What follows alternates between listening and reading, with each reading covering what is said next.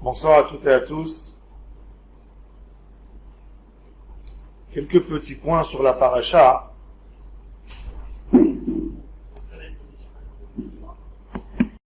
Leilu Nishmat. Torah, Nicole ici. Les fois de Sarit Betraya. Et de Chaim Ben Kara. Chaim Ben Klara, Eliyahu, Ben Ruth Mesodi, Moshe Raphaël Nissim Ben Kamil, Yael Bat Ora, Bat Dora. Parashat Bo, Bo El Paro. Kadosh Baruch Hu dit à Moshe Rabbeinu qui est en dehors de la maison de Paro, Bo. On aurait dû dire en hébreu Lech El Paro. C'est quoi Bo? Quand il y a quelqu'un qui se trouve à la maison, il t'appelle de venir chez lui, il dit Bo. Et quand il y a quelqu'un qui est dehors et envoie quelqu'un d'autre pour y rentrer chez quelqu'un, il lui Lech. C'est quoi Bo? El Paro. Ça, c'est en fait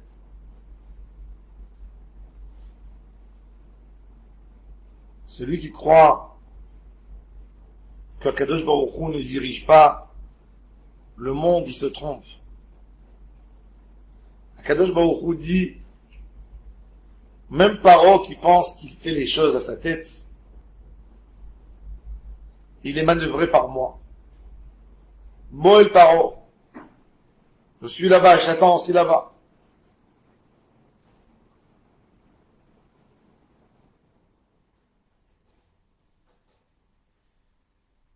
Paro a fauté et a perdu le droit du libre arbitre. Le libre arbitre, c'est une machine incroyable que Kadosh Baruch Hu a mis dans l'homme. Une machine qui fonctionne, même sur le plus grand des tzadikim, il peut se poser la question, il est où Hachem à son niveau?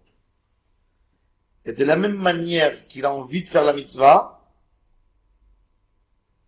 il est tenté à ne pas la faire. Il ne faut pas croire que les tzadikim font des mitzvot comme des robots. S'ils feraient des mitzvot comme des robots, ils ne mériteraient aucune récompense sur leur mitzvot. La Gemara le dit clair, Kol hagadol bechavero, yitzro gadol mimenu. T'es plus grand que l'autre. C'est pas pour ça que t'as pas dit Yetzer Hara. Dans la Bible, on nous a ramené des histoires sur David Amelech. Tout ça pour nous dire que même des gens très grands, le Yetzer Hara existe à tous les niveaux.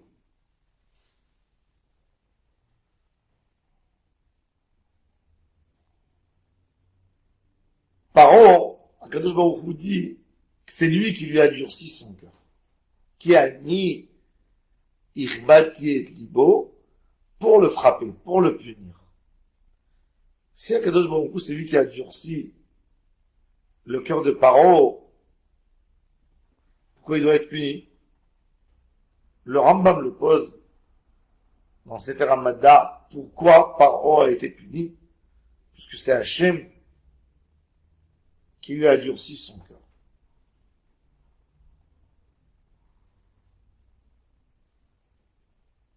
Kadosh Baruch Hu, quand il a créé l'homme, il a créé l'homme avec un modèle d'influence personnelle. Sefer HaChinuch utilise cette règle dans beaucoup de ses commentaires sur les mitzvot. Il le mentionne 6 ou 7 fois, à mes connaissances, dans Sefer HaChinuch, qui a Adam Nifal Kefi Perulotav. l'action qu'un homme fait, volontaire ou pas volontaire, elle lui change sa personnalité.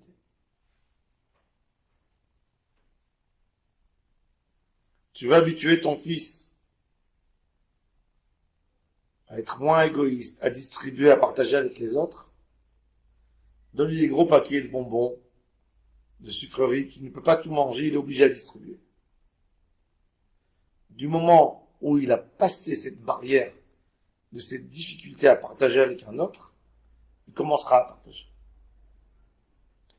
Le premier pas, c'est la difficulté. Mais quand un homme fait, même si c'est involontaire, même s'il fait parce qu'il préfère de distribuer que de jeter à la poubelle, du fait qu'il a fait cette action, ça va l'influencer.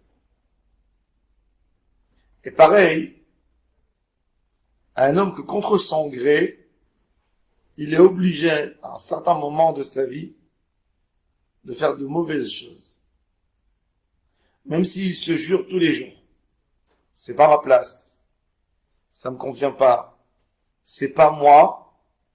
Plus ce qu'il fait, il est devenu toxique.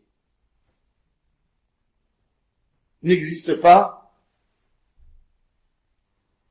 un homme qui est parti s'instaurer dans le mal de bonne volonté. C'est toujours quelqu'un était endetté, quelqu'un s'arrangeait pas dans la société, on lui a proposé mieux, plus facile. Il n'y a jamais quelqu'un qui fonce dans le mal, sachant qu'il veut faire du mal. Celui-là, c'est un malade. La majorité des gens, c'est la force des choses. Et pourquoi? Même qu'ils ont donné un bon prétexte. Que la première fois qu'il a volé, c'était pour aller donner à manger à sa mère et à son petit frère. Et la deuxième fois, c'était pour faire de la justice. Et la troisième fois. Du fait qu'un homme fait quelque chose de mauvais, il y a un système dans la neshama de l'homme que l'action, elle influence l'homme à se comporter d'une mauvaise manière et c'est plus lié au libre arbitre. Le libre arbitre commence au début. L'homme a un choix. Et d'ailleurs, ce qui est très intéressant, le Gaon de Vilna nous dit que comment on arrive à définir la bonne chose ou la mauvaise chose si on n'est pas des hommes avec beaucoup de valeur, quand on est capable de se juger à chaque pas.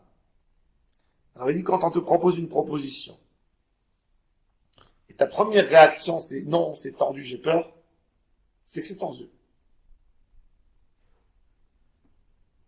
Deuxième pensée, tu essaies de te convaincre, de te dire, non, regarde, il y a 10 qui ont fait, ils ont réussi, ils ne sont pas fait attraper, ils ne sont pas critiqués par la société. Ça, c'est déjà la deuxième pensée. La deuxième, elle est mauvaise. Si tu essaies de te justifier, tu essaies de te tenter. La première, c'est une boussole extraordinaire qu'Hachem nous a mis, ce qui s'appelle en hébreu matzpon, la conscience. La boussole, elle est appelée matzpen. Trouver le juste milieu. Chaque homme a une vraie boussole en lui. Prenez un enfant petit, c'est pas mentir. Et quand il ment, il viendra pour s'excuser qu'il a menti. Sa boussole est forte, plus forte que ses tentations. Quand un homme perd cette boussole, quand les tentations sont plus fortes que la boussole, et l'ont bousculé, et l'ont étouffé, une fois, 2, 3, 4, 5, à un moment, elle arrête d'agir. Elle n'est plus là pour crier. Quand l'homme a perdu cette boussole, il est foutu. C'est fini pour lui. Pourquoi? Parce qu'il se dirige dans la vie sans boussole, c'est même dangereux pour lui. C'est même pas pour sa société, même pour lui. Il n'a plus aucun frein. avoir des gens. Moi, j'ai connu des diabétiques. J'ai connu des diabétiques qui étaient très malades par le diabète. Très malades. Quand ils passaient à côté d'un magasin de bonbons ou de chocolat, ils craquaient, ils rentraient, ils mangeaient comme des boulémiques 1 kilo de bonbons, et de là-bas, ils allaient à l'hôpital. Cet homme, on ne peut pas dire qu'il n'est pas conscient. Tous les jours, il se pique avec de l'insuline. Tous les jours, il prend des cachets. Il y a des moments où la tension, elle monte. Et il sait. Il a éteint, quand il fait quelque chose, il a éteint son système boussole. Rambam nous dit que Paro, sa punition, c'est qu'il a perdu sa boussole. Parce qu'on voit qu'il peut parler en deux voix. Il faut savoir que ce que Paro fait, c'est pas un jeu, c'est une réalité. Je compare toujours Paro à un fumeur, un grand fumeur de cigarettes. Ce fumeur de cigarettes, il marche, il monte les escaliers, il a mal à la poitrine. Il monte, il lui arrive, il prend un paquet de cigarettes, il fait, il insulte la première personne qui lui a donné la première cigarette dans sa vie, et il dit, c'est fini la cigarette. 1 heure après, il est mieux. Et il peut plus son cigarette, il descend, il prend la voiture, et il cherche un endroit où il peut acheter un paquet de cigarettes. La Torah, c'est des enseignements. La Torah ne vient pas nous raconter à quel point Paro était rachat. Il y a eu des réchaïm, plus que lui, moins que lui, c'est même pas notre affaire. La Torah vient te montrer comment même un grand homme, un homme qui dirige une empire, un empereur si grand, à un moment, quand il suit ses tentations, il perd sa tête et il perd sa vie. Il perd son peuple. Il faut savoir que là, dans le parashat de Bo, nous sommes dans la 8e plaie. Il y a 7 plaies qui ont déjà fragilisé et presque détruit l'économie égyptienne. Un pays, 1 semaine, sans eau. Tout le monde avec du sang. Tous les poissons du Nil sont morts. Ça veut dire 30% de la nourriture égyptienne, il n'y a plus. Les grenouilles qui sont venues, qui ont empesté, qui ont amené des maladies dans toute l'Égypte. Les poux qui ont dégoûté tout le monde, les gens étaient dégoûtés d'eux-mêmes. Combien d'habits ont été brûlés, déchirés, des dégâts. Le harov, les animaux qui sont venus, qui ont dévasté, qui ont fait peur, les dégâts psychologiques des enfants. Les maladies, les animaux, tous les animaux du pays, les bétails sont morts. Ensuite, tout le monde avec des maladies de peau terribles, toutes les femmes, des blessures sur le visage, avec des boutons terribles qui ne sont pas encore guéris. La grêle qui a détruit les immeubles, qui a détruit tous les champs où il y avait des arbres, tout a été détruit. La grosse grêle, comme des grosses pierres de glace qui tombaient du ciel. Et là on parle, et ça devient de plus en plus méchant, hein. Et Moshe dit, à Paro depuis le début, la fin de tout, ça sera vos enfants. Comment on peut comprendre qu'un homme peut rester indifférent à ces choses terribles? Comment? Vous croyez que Paro n'avait pas peur? Puisque ses conseillers lui ont dit, à la fin de la paracha dernière, Vayomeru avdei Paro elav, Atem Teda qui avait dans Mitzrayim, tu n'es pas encore au courant que le pays est en train de se détruire. Et il rappelle Moshe, il négocie. Il est conscient. Il a des constats de tous les jours. Le pays ne fait plus rentrer d'argent. Les Hébreux ne travaillent plus dans les chantiers, il n'y a rien qui avance. 8 mois, un pays en grève. Le Rambam nous dit que nous tous, on peut avoir ça. Combien de gens on connaît personnellement? Et si chacun va regarder, il va voir qu'il en connaît. Des gens qui ont détruit leur vie par volonté de détruire. Sans regarder tout ce qu'on leur dit. Plus on leur dit, plus ils s'entêtent.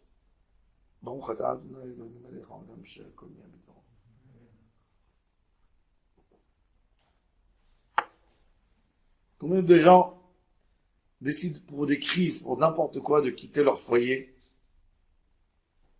d'un côté ou d'un autre?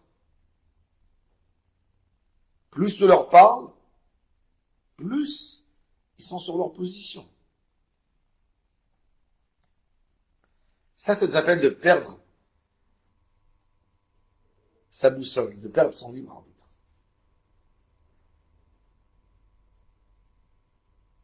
Le mal qu'on a en nous dégage de mauvaises énergies qui nous demandent à continuer de faire des mauvaises choses.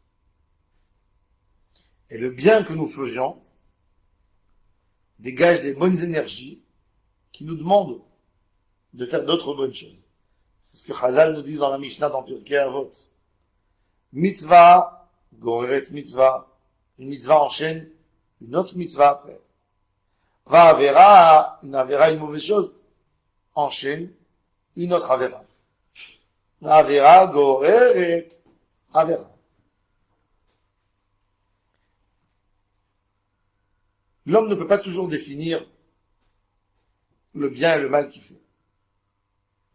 Mais il faut savoir que si, tout de suite après que tu as fait ton action, le résultat c'est que tu n'as pas envie de faire du bien, c'est que tu as envie de faire du mal, c'est que ce que tu as fait au début n'était pas bon. S'il était bon, tu n'aurais fait que des bonnes choses.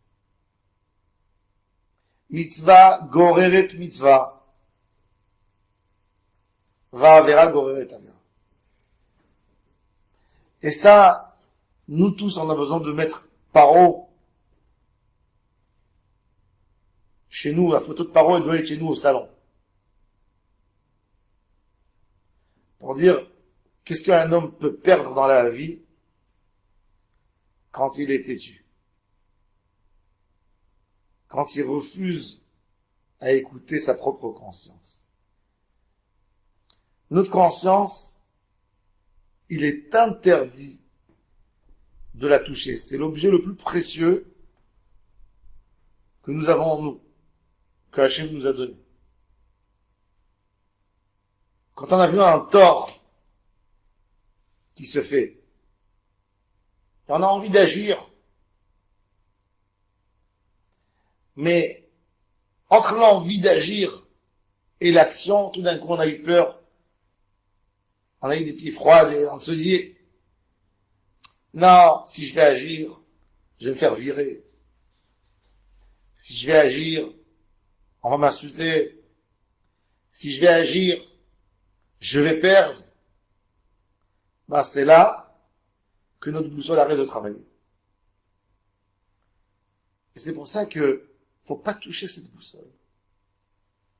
Quand elle te dit quelque chose qui est mauvais, il faut contester tout de suite. Il faut l'écouter.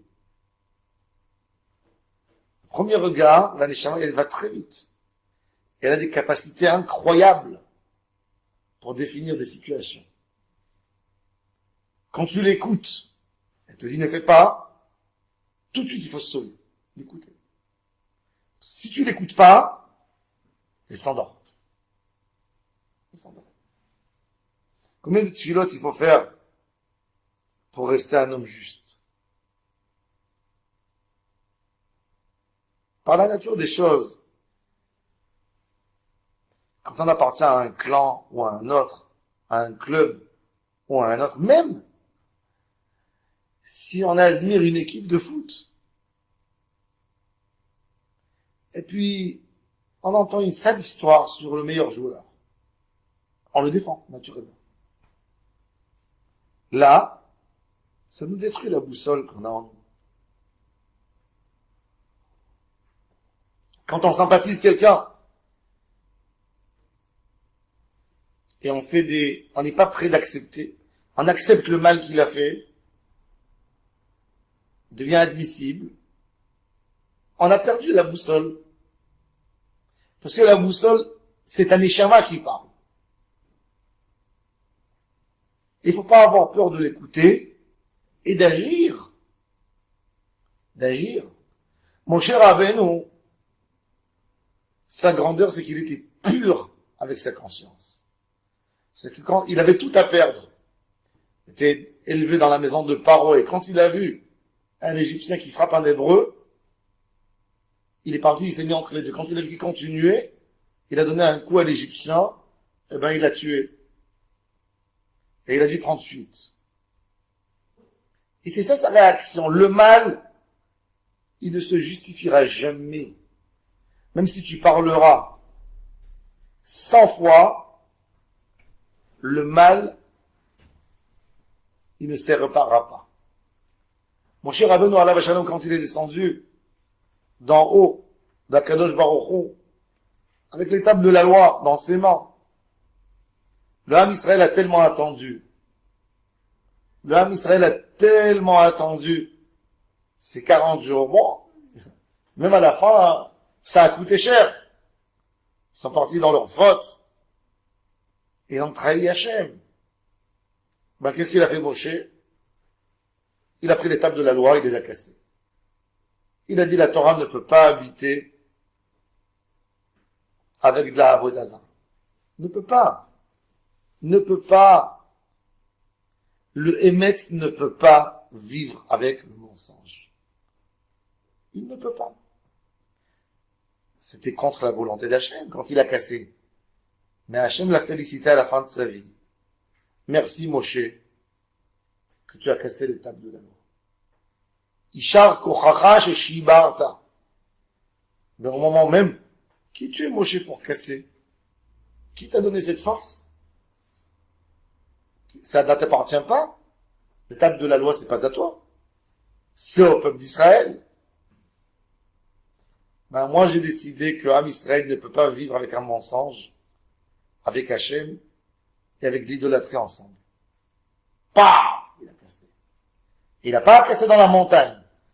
Il est rentré pour montrer à tout le Am Israël le mal qu'ils ont fait. Il a cassé devant tout le monde.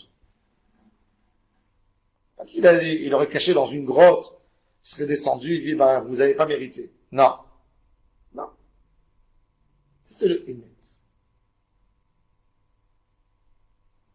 Le Emet, il ne se lave pas, il ne se maquille pas.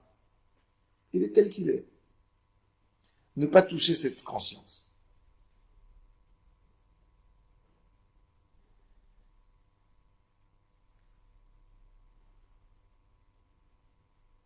Comment un homme peut s'entêter à ne pas changer dans la vie?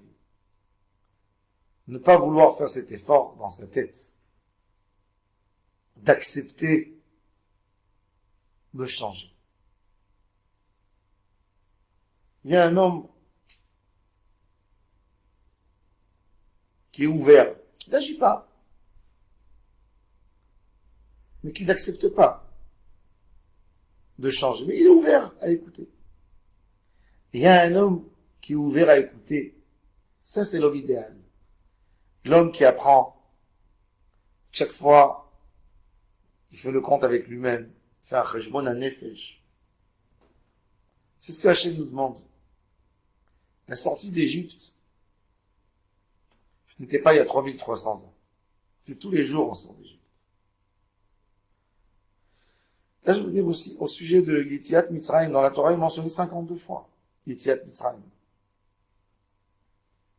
Yetziat Mitzrayim, Ani Hashem Elohechem asher hotzeti etrem me'eret Mitzrayim.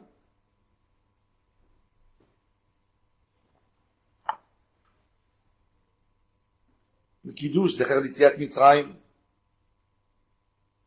Kirat Shema, on finit avec Zecher Litziat Mitzrayim. Je vous dis, 52 fois dans la Torah, il y a Litziat Mitzrayim. Mitzrayim, pour nous, c'est la vie. La vie de tous les jours. L'Égypte était un endroit super. On peut dire, à l'époque, le meilleur endroit du monde pour vivre. Le meilleur. Aujourd'hui, vous savez, il y a des paramètres qui font quel est le meilleur pays pour vivre. Un bon pays, c'est un pays où la circulation est bonne, on est bien servi, les trains, les routes, les avions, les infrastructures, les hôpitaux, l'économie, les droits sociaux de l'homme. L'Égypte est le meilleur endroit du monde. Il y a 3800 ans, vous avez la première pyramide de Gizeh. D'accord? Quelle construction, les rues, les plans. Il y a des témoignages de cette époque sur de l'eau qui courante dans les maisons d'Égypte. Dans ma carte d'âme, on voit qu'il y avait de l'eau dans les maisons qui circulait. Pourquoi? Parce que c'est écrit Vayu Adam Ba'etzim ou Ba'avanim. Dans les tuiles, dans tout.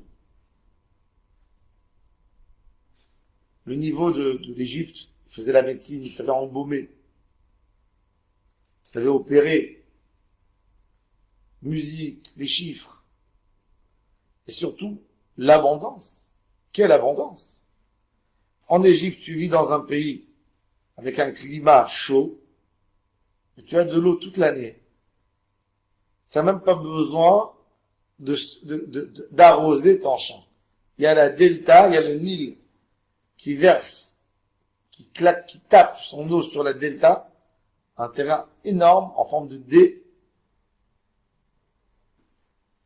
Tu sors, tu jettes tes graines, tu viens 6 mois après, tu ramasses. Magnifique. Avant qu'il y ait eu le canal de Suez, pas le canal, le barrage de Aswan, pardon. Avant qu'il y ait eu le barrage de Aswan, ça montait tout en haut. Après cette delta, non bénéficiée sur la côte israélienne. Depuis qu'il y a eu le barrage, on n'a plus l'eau douce qui se verse dans l'océan. On n'a plus le sable qui arrivait du Soudan, qui montait sur les côtes, qui envoyait sur les côtes israéliennes. Et surtout, on n'a plus de poisson. Ils avaient une bracha. Ils témoignent, les enfants d'Israël, en manger le poisson gratuitement. Il y avait une abondance incroyable. Même eux, les serviteurs, mangeaient du poisson frit tous les jours. Ça, c'est les serviteurs. Alors, être bien en Égypte. En Israël, quand ils sont arrivés en Égypte, ils sont arrivés gouverneurs, princes, ducs, rois, tous de la famille royale de Yosef. Il leur a donné les meilleurs quartiers, les meilleurs villages, Goshen. Cheleva Haaretz, il leur a donné parole. Ils étaient gouverneurs. Ils étaient là pour bénéficier. Et là, Mitzrayim, elle te fait oublier Hachem. Parce que tu ne rencontres même pas Hachem. Tu n'as même pas un besoin pour côtoyer Hachem. Pour lui parler, pour lui demander quelque chose. Tu es tellement bien. Tout se passe très bien dans ta vie. Tu cherches pas Hachem. Malheureusement, les gens cherchent Hachem quand ils perdent un proche, quand ils ont une situation fragile de santé. Sinon, les gens ne cherchent pas.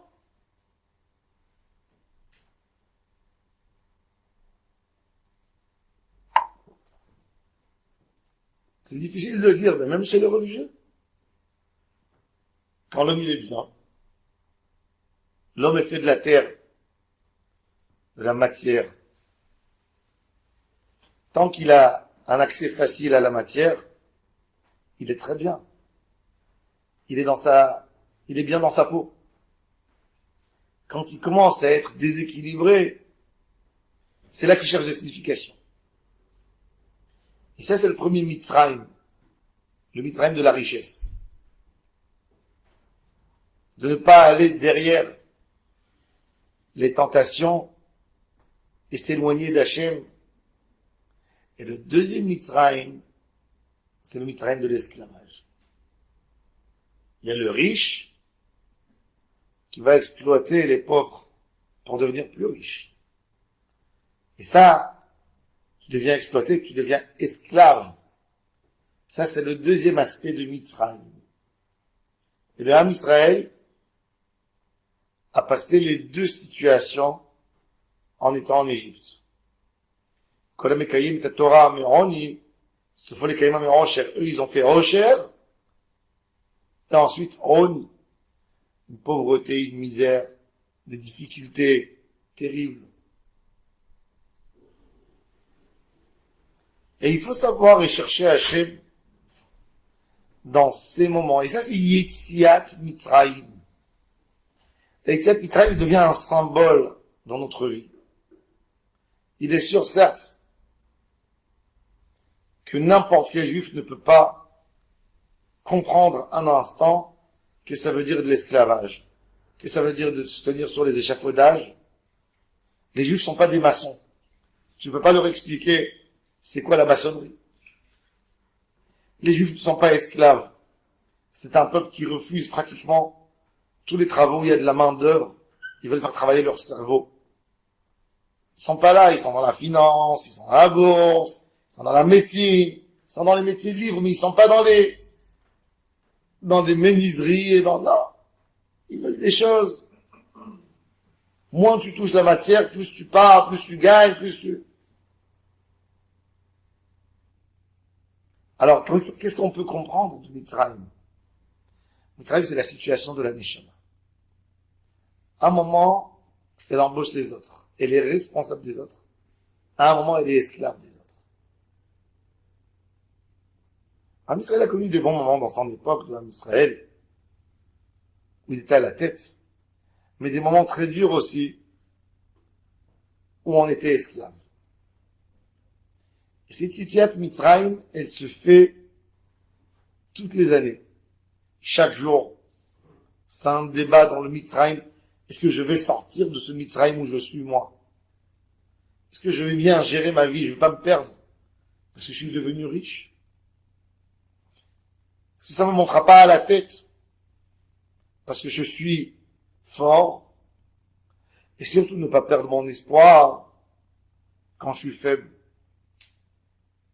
quand je n'ai rien, quand j'ai un seul espoir à Hachem. Est-ce que mon espoir, comment je le demande? Qu'est-ce que je veux d'Hachem? Comment je sens l'influence d'Hachem sur ma vie?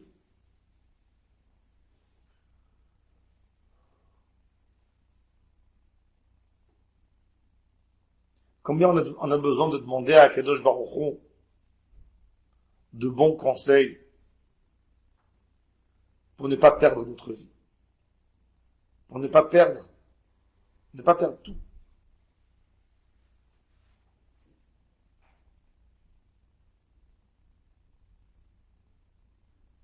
On a la première mitzvah de la Torah, elle est dans notre paracha. De faire le calendrier juif. Calendrier juif. C'est quoi le calendrier juif? Le calendrier juif, il est malin. On a 3 religions connues, les 3 religions monothéistes. Elles se sont choisis un modèle pour compter les jours de l'année. Les chrétiens, la plus grande religion, ont pris le modèle le plus logique, le soleil. L'année, l'année solaire, c'est l'année égyptienne. Les Égyptiens étaient un peuple très intelligent, faisaient beaucoup d'astrologie, beaucoup de recherches. Et les premiers qui ont compris, les premiers êtres humains, qui ont compris que le soleil arrivait à un certain moment au même point, quand il tourne la terre, sont les Égyptiens. Et ils ont compris que l'année solaire avait 365 jours, 365 jours. Et que l'année lunaire avait 354. Et donc ils ont compris que toute la nature, elle se base sur le soleil. Le mois de mai, ça a telle distance, le soleil a telle distance de la Terre. Le mois de juillet, il est plus chaud parce que le soleil est plus proche de la Terre. Le mois de janvier, février, mars sont des mois froids. Pourquoi? Parce que le soleil est loin de la Terre. Et ils ont compris les saisons, les fruits, la végétation. Sauf que eux, ils partageaient l'année en 3 et pas à 4.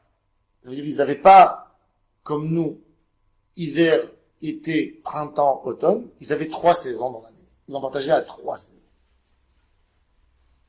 Mais ils ont tout compris. Am Israël vivait dans ce système de l'année solaire. Il vivait là-dedans. Maintenant, on passe aux musulmans. Les musulmans ont adopté complètement l'année lunaire et pas l'année solaire. Suite à des choses qui sont écrites dans le Coran,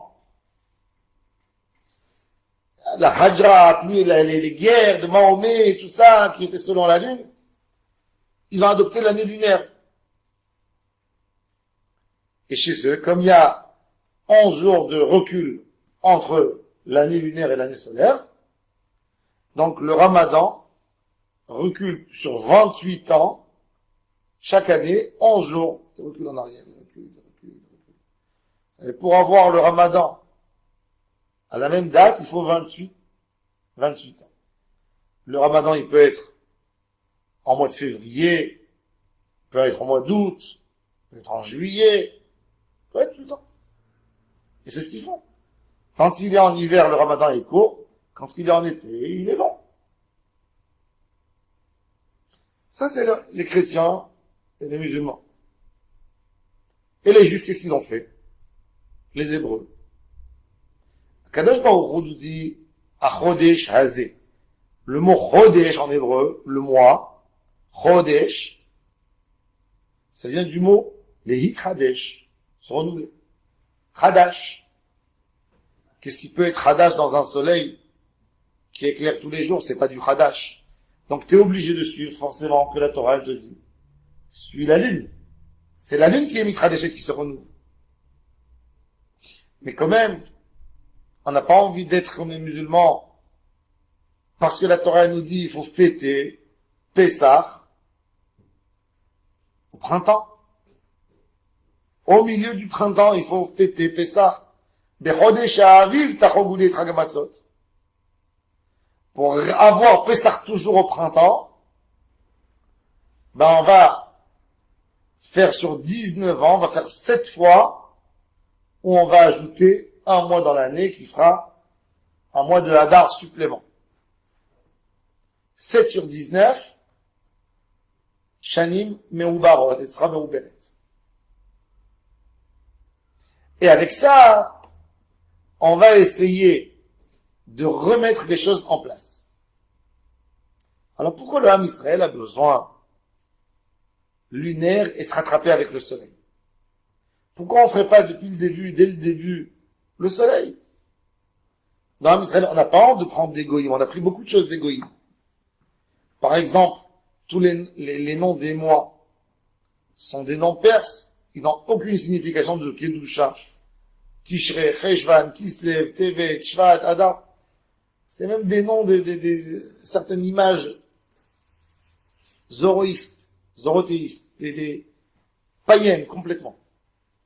Mais Les Juifs de Babel ont ramené avec eux ces noms de ces mois. Dans la Torah, c'est pas ça. Tishri, il s'appelle Etanim.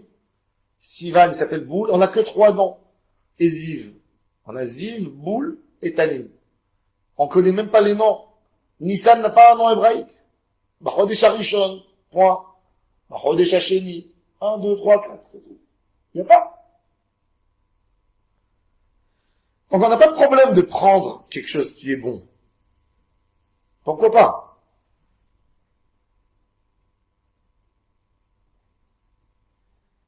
Mais le Hémet, c'est que la lune, elle représente le peuple d'Israël.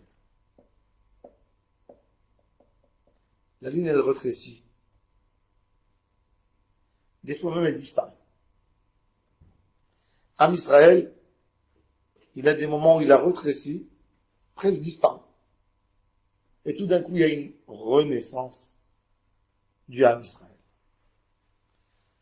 Et ça, c'est l'idée du Am Israël. Achodesh hazeh lachem rosh chodeshim. Ça, c'est déjà sur le Am Israël. Mais il y a aussi à apprendre comment servir Hachem. Le Midrash nous dit, c'est sûr que le soleil, il est plus que la lune. La lune, toute sa lumière, elle vient du soleil. Mais la lune a quelque chose d'extraordinaire que le soleil n'a pas. C'est que la lune existe la journée et la nuit. Le molad d'ailleurs, beaucoup de fois, le molad, la renaissance de la lune, elle se passe en journée. En France, quand le soleil est gris, le ciel est gris, vous pouvez souvent voir la lune à 11 heures du matin. Vous voyez la lune. C'est-à-dire que la lune, même en journée, elle est présente. On ne peut pas la voir, des fois parce que la lumière du soleil est trop forte. Mais jamais tu verras le soleil la nuit. C'est-à-dire, le Midrash nous dit que le Ham Israël existe tout le temps. Les Goyim approprient leur histoire toujours. L'histoire du Goy. C'est encore une fois, je ne parle pas d'un homme précis, je parle de la règle générale. Même s'ils ont eu, avec le cours des années, ils ont tous cru dans une religion, dans 2, dans 3, peu importe. Comme c'est devenu toujours par des guerres, et pas par une préparation comme celle de Matan Torah, ils ont toujours accepté le Dieu qu'il fallait prendre, la religion, par une promesse de succès. Et pas parce que c'est simplement la vérité. Il fallait les convaincre, c'était bien. C'est pour ça que le christianisme, il s'est fait appeler la religion de la miséricorde et de la pitié, du pitié. Data chesed, la rachamim, qui promettait à tous les fidèles d'être riches, d'être bons, d'être pardonnés. Mais ça veut dire que c'est toujours le travail, ça veut dire tu prends quelqu'un pour qu'il te nettoie. Jésus est censé nous nettoyer. Il est où le travail de l'homme? Donne des pourcentages de ton argent, fais un travail, c'est ça ta avoda. Ça va que à la fin chez nous, chez les Juifs. L'idée principale, c'est que Hachem existe. Même le sachar, la récompense, c'est un détail. La récompense est un détail dans les Shosh Esrei Karim, qui est vers la fin, que vers le 10e état. On sert Hachem parce qu'il faut le servir, point. Même si c'est douloureux, il faut le faire. C'est le Hémet. Et ça, c'est le Tachlit du Juif. Et ça ressemble à la Levana. La Levana, elle se diminue. Elle n'est pas toujours grande. Elle n'a pas toujours la même dimension. Elle n'éclate pas. Des fois, elle est grande. Mais elle est petite aussi. Des fois, presque, elle disparaît. Le Ham Israël, des fois, il est ébloui par la lumière d'Hachem. Et des fois, il crie, il ne voit même pas Hachem. Hachem lui a disparu des yeux, il ne voit pas Hachem. Il n'est pas là. On l'a appelé, on ne sait pas où il est parti. Ils ont dit que dans la Shoah, c'est quoi? C'est le moment avant le Molad, où la lune a disparu. Où la lune a disparu. Où tu étais, Hachem, de 39 en 45. Où tu étais? Tu n'as pas vu la souffrance pour du Ham Israël des peuples? Et la naissance, elle était très forte. 48, contre toutes les chances, on a eu un pays. C'est un molad. Mais la Levana, c'est ça, le Ham Israël. Le Ham Israël, il est fidèle à Hachem le jour et la nuit. Pas que le jour. Le jour, c'est facile d'élever Hachem. Très facile. Quand tu vois tout est clair. Quand tu vois que tu vis dans le bonheur, dans la joie. C'est facile de servir Dieu dans ces moments. Va le servir quand il n'y a rien qui va autour de toi. Quand tu es dans une dépression, quand tu n'es pas bien, quand le monde ne te sourit pas, là, c'est le vrai travail.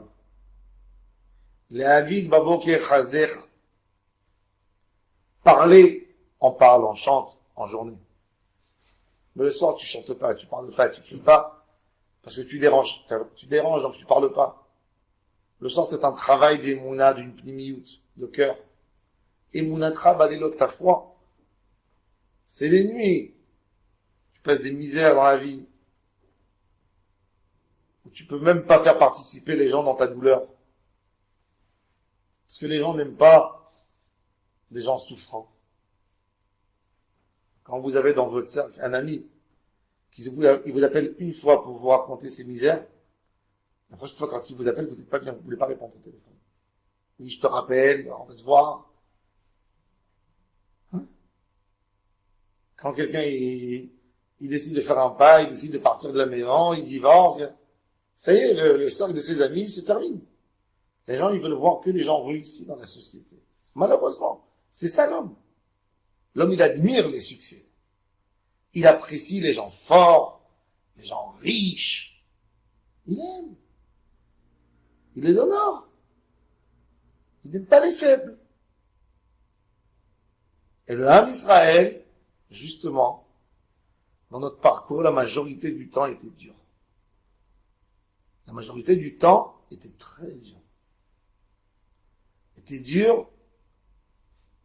Et il fallait Veimunatra balelot. Ça, c'est le Ham Israël.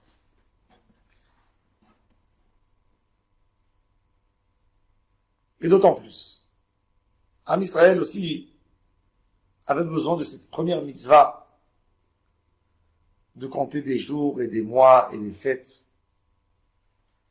Un peuple se crée quand il comprend l'importance de son rôle. Un serviteur, il ne sait même pas quel agir. Les hommes dans l'Occident, toujours, ils savent tous leur anniversaire. Mais quand vous allez aller en Afrique, dans des tribus éloignées, chrétiennes, avec des pays très pauvres, vous allez demander aux vieux, quel âge avez-vous? Ils ne savent pas vous dire. Vous savez pourquoi ils ne savent pas dire? Parce que leur vie, chaque jour ressemble à l'autre. Tout est pareil. En quoi j'ai évolué de savoir que j'ai un anniversaire? Qu'est-ce que ça me fait si j'arrive tous les jours, toutes les années, une fois par an, au point de départ? Ça me donne quoi? L'esclave, il n'a pas de jour. Ni jour, ni nuit. Pourquoi? Parce qu'il n'a aucun moment pour soi. C'est tout pour son maître. Il est effacé complètement. Il peut avoir toutes ses volontés, mais il lui dit à 3 heures du matin, tu m'attends, tu me fais ça. Ensuite, tu vas me faire ça. Il n'a pas rien, il n'a rien. La fierté de Ham Israël, c'était déjà de leur donner les jours, les mois, le compte, et pas celui des Égyptiens. un qui est à vous, à vous. Vous allez compter pas de la manière. Vous allez voir le monde pas de la manière où le goy voit le monde. Vous allez avoir d'une autre manière, vous allez voir le monde. Ça, Chodesh Hazeh, lachem, lachem, lachem, à vous. Un homme qui ne connaît pas l'importance de la vie, il n'a rien compris. Chovot Halvavot, il raconte qu'un jour, il y avait un roi qui a vu un de ses serviteurs faire quelque chose, un de ses conseillers. Il lui a dit, ne fais pas, viens manger avec nous. Viens, laisse toutes tes occupations, viens. Il lui a dit, je suis en train de faire quelque chose de très important qui va aider beaucoup les gens de la ville. Il lui a dit, c'est pas grave, viens maintenant, fais avec nous aujourd'hui, et demain, tu continueras ton projet. Alors il lui a répondu au roi, est-ce que vous pouvez être garant pour moi que le demain je l'aurai? Est-ce que vous pouvez être garant que je vivrai demain? Et le roi a eu honte de sa manière de se prononcer. L'importance, la compréhension du jour, de tous les jours, de ce qu'on est capable de faire, c'est la chose la plus importante dans la Avodat Hashem, mais dans la vie d'un homme. De comprendre l'importance du temps, l'importance de chaque heure. Combien d'heures l'homme perd dans sa vie? C'est incroyable. Et aujourd'hui, avec les téléphones portables, c'est une maladie. Aux États-Unis, il y a des chercheurs qui ont dit que depuis que les smartphones avec les écrans sont sortis, les États-Unis ont perdu 16% du travail qu'ils faisaient. 16%. Pourquoi? Parce qu'un homme en moyenne, il vient travailler 8 heures à peu près, entre 8 et 9 heures par jour. S'il regarde 1 heure dans son téléphone, et après il parle avec les autres sur ce qu'il a vu, et il envoie les mails, il regarde, il a perdu 15% de sa journée. Et ça, c'est les gens qui sont pas encore accros. Ceux qui sont accros, c'est terrible. Un homme passe une vie sans se rendre compte de qu'est-ce qu'on est capable de faire en chaque moment et à chaque instant. Qu'est-ce qu'on est capable de faire? Tout ce qu'on fait, c'est pas suffisamment par rapport à ce qu'on aurait pu faire. Je dis toujours, la meilleure éducation, c'est prendre nos enfants, être avec eux, les accompagner 1 journée, 2 jours, et leur montrer combien de choses ils peuvent faire. La chose la pire qu'il y a aujourd'hui dans nos jours, c'est la maladie des enfants qui s'ennuient. Ils s'ennuient. Ils sont à la maison, ils ont dans la bibliothèque 150 à 200 livres, plein des jeux de société, des ballons, tout ce que vous voulez. Et vous les voyez assis fatigués. Je m'ennuie. De quoi tu t'ennuies? Prends un livre, lis. Prends un ballon, va jouer. Arrange ta chambre. Fais du tricot. Je m'ennuie. Pourquoi? Parce qu'on n'a pas l'importance du temps. On est dans une idée folle, tordue, une idée d'un esclave. Il n'y a rien qui va changer. Vous savez, quand j'étais jeune, en Israël, il y avait, les gens ils rigolaient. Quand tu disais à quelqu'un, Mahadash, quoi de neuf? Qu'est-ce qu'il répondait? Mara Bayashan, qu'est-ce qu'il y a de mauvais dans l'ancien? Tu me demandes quoi de neuf? Il ne peut pas se renouveler. Quand quelqu'un il s'ennuie, c'est quelqu'un que pour lui, la journée d'aujourd'hui, elle ressemble exactement à celle d'hier. Un homme qui n'y croit dans aucun changement dans sa vie. Aucun. Et c'est pour ça qu'il s'ennuie. Il s'ennuie. Et c'est pour ça que la première réparation pour faire une Yetziat Mitzrayim, c'est de faire un calendrier. Comptons-nous nos jours. Fallait les éloigner. On n'est même pas dans le compte égyptien. On va compter, nous, différemment. 7 jours font une semaine. 4,3 semaines fait un mois. 12 mois fait un an. Et dans le Ham Israël, on ne termine pas à un an. 7 années font une Shemitah. 7 Shemitot font un jubilé. C'est-à-dire que dans la vie de l'homme, on est obligé d'atteindre des objectifs.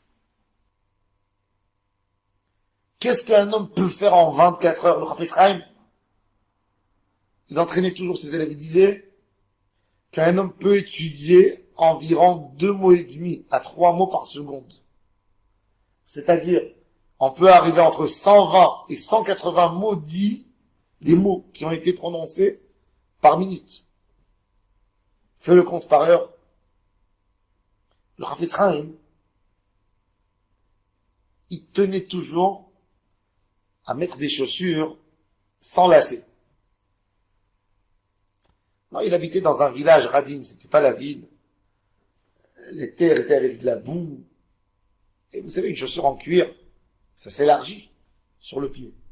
Ça ne reste pas comme que tu l'as acheté. Et à la fin de sa vie, il marchait, et quand il marchait, les chaussures elles bougeaient comme ça. Regarde, ses amis, il a dit, Rav, je vais t'acheter des chaussures avec des lacets que tu peux bien les fermer sur tes pieds. Il a dit, non, non, non. Et alors, il a dit, Rabbi, mais, croyez que parce qu'il est Cohen, il a envie d'enlever ses chaussures facilement à la synagogue. Il dit, Rav, je vais t'acheter que pour les chaussures de Shabbat, je vais t'acheter des chaussures pas à lacets. Comme ça, tu les enlèves et tu les mets facilement à la synagogue, mais parce que chez les Ashkénazes en route, ça arrête. Ils font pas de code Kohanim tous les jours. Ils font que pendant les fêtes. T'as vu, il a dit, c'est pas la peine. Je peux t'acheter des chaussures avec des lacets. Alors le Chafetz Chaim, il rigole. Il regarde. J'ai 90 ans. 90 ans. À ma bar mitzvah, j'ai fait le compte. Combien de temps ça me prend pour attacher mes lacets et pour les défaire le soir? J'ai fait le compte que tous les jours, ça me prend à peu près 3 minutes pour attacher mes lacets et pour détacher les chaussures. J'ai dit 3 minutes, multiplie par 365, tu arrives à 1000 minutes. Combien de jours c'est 1000 minutes? Hein? C'est une journée. N'est-ce pas? À peu près. 60, on avait. Il dit, aujourd'hui j'ai 90 ans. J'ai gagné 30 jours de ma vie, 30, 40 jours de ma vie, pour des chaussures. 30 jours perdus. L'importance de chaque minute. Le Chafetz Chaim, dans sa yeshiva, il y avait un rav qui était très malade. Il a une maladie très dure. Et les élèves, en faveur du rav, pour faire quelque chose, ils priaient toute la journée, ils essayaient de déchirer les portes du ciel pour qu'il guérisse le rabbin, et ils se sont dit que chacun d'eux va donner un moment de sa vie pour le rav. Et ils ont accroché à l'entrée du Beth Midrash combien chaque élève veut donner pour son rav. Les élèves qui ont écrit en donne 1 mois de notre vie pour le rav. 1 jour, 2, 3. Et il voulait que le Chafetz Chaim aussi, il écrit combien il donne. Et ils voulaient mettre le papier aussi dans le Beth Midrash de la ville, à Radin. Ils sont venus chez leur Rav, ils leur ont dit, c'est une question très sérieuse. J'adore le Rosh Hashiva, il faut que je pense, la nuit, combien je veux lui donner. Ah, ils ont dit certainement, le Rav va écrire 1 an de sa vie. Le lendemain, ils sont arrivés chez le Rav. Il leur a dit, je l'adore. Je veux lui donner 5 minutes de ma vie. Rabbi, la question quand t'as présenté, ça a pris plus que 5 minutes pour venir chez toi. Et tu lui donnes 5 minutes, il dit, vous savez qu'est-ce qu'un homme peut faire en 5 minutes? Il dit, c'est que quelqu'un qui ne comprend pas l'importance du temps qui est prêt de donner à un mois. Tu sais qu'est-ce que tu peux faire en 1 mois de ta vie? Qu'est-ce que tu peux étudier comme Torah? Quelles actions tu peux faire dans ta vie en 1 mois? C'est pour ça que la première mitzvah des 613 mitzvot de la Torah, qui vient comme un ordre, pas comme celle d'Abraham, à un individu qui vient au peuple d'Israël, à Chodesh Hazeh Lachem, le temps, avant de sortir d'Égypte, il faut maîtriser ton temps. Si tu n'as pas maîtrisé le temps, tu es resté esclave. Si tu n'as pas un emploi du temps, tu n'as rien du tout. Et c'est ça ce qu'on doit travailler, comprendre, dire merci à Hachem. Chaque moment où on respire, on peut faire des choses dans la vie. Azamra Elohai Be'odi, tant que je vis, je peux chanter. Il faut pas éteindre cette mélodie, cette musique, il faut pas l'arrêter. Chaque jour qu'on est là, on peut faire. Il y avait une fois un tzaddik, il est retourné d'un enterrement d'un grand rave. Et il a dit, en rentrant chez lui à la maison, Tov akelev achai min ha'ariyeh hamet. Le chien vivant est plus fort que le lion qui est mort. Il y a un grand lion, il est mort. Nous, on peut encore faire des choses. On peut encore profiter de la vie, on peut encore faire des choses. Tant que l'homme fait, il vit. Et ça, c'est la base de tout. Remplir nos journées, ne pas avoir des journées perdues. Des journées où tout est parti, où on n'a rien fait. Où on a perdu le temps. Chaque jour, le soir, faire un bilan. Qu'est-ce que j'ai fait d'important aujourd'hui? En quoi j'ai évolué, en quoi j'ai aidé, en quoi j'ai fait mieux en quoi j'ai fait du bien à mon entourage, à ma famille proche. Qu'est-ce que j'ai fait aujourd'hui? J'étais actif, j'étais pour les gens, ou je me suis mis dans mon coin et j'ai plané, j'ai rêvé. Ça, c'est très important. Ça, c'est l'importance. Donc, du conte juif, on a expliqué. Alors, on a expliqué dans ce shiur, si résumé, on a parlé de Paro, comment un homme peut tomber dans son mauvais caractère, de faire attention de ne pas perdre notre boussole de la conscience. On a parlé du Ham Israël qui passe dans la vie des moments durs, mais au même moment, on doit savoir que Akadosh Baruch Hu est là pour nous aider, qu'on doit servir Hachem quand il fait noir et quand il fait jour, quand il fait beau et quand il fait mauvais. Et on a fini par parler de l'importance du temps. Hachem Yizakenu v'yazrenu berachamav. Azam Baruch Adonai l'olam. Amen.